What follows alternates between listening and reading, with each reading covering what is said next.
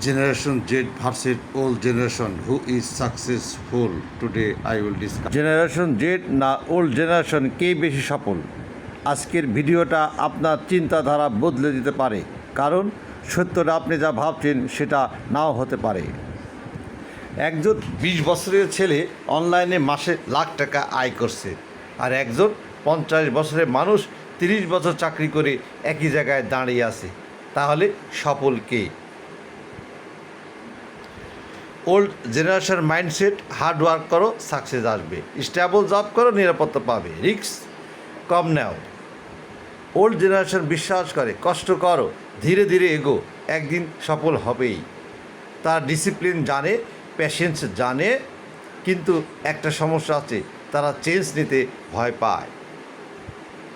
Generation Z mindset কি দেখেন? এরা স্মার্ট ওয়ার্ক এবং ফাস্ট রেজাল্টে বিশ্বাসী, অনলাইন ইনকামে বিশ্বাসী, রিস্ক নিতে ভয় নেই। জেনারেশন জেড বলে আমি এখনও সফল হতে চাই, আমি এখনই সফল হতে চাই। তারা ইউটিউব, ফ্রিল্যান্সিং, বিজনেস সব কিছুতে দ্রুত ঢুকে পড়ে, কিন্তু সমস্যা হলো তারা খুব তাড়াতাড়ি হালও ছেড়ে দেয়।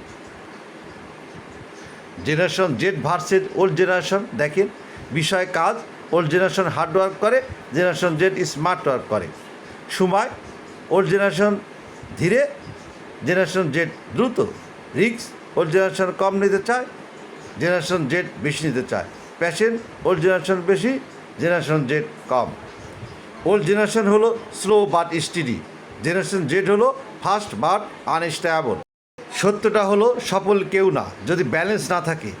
ওল্ড জেনারেশন যদি স্মার্ট না হয় পিছিয়ে যাবে, জেনারেশন জেড যদি প্যাশেন্স না রাখে ব্যর্থ হবে। Success old generation plus generation Z smartness.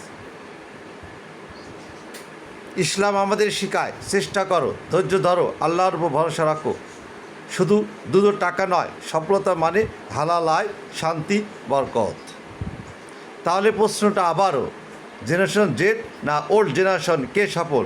উত্তর, যে নিজেকে পরিবর্তন করতে পারে সেই সফল।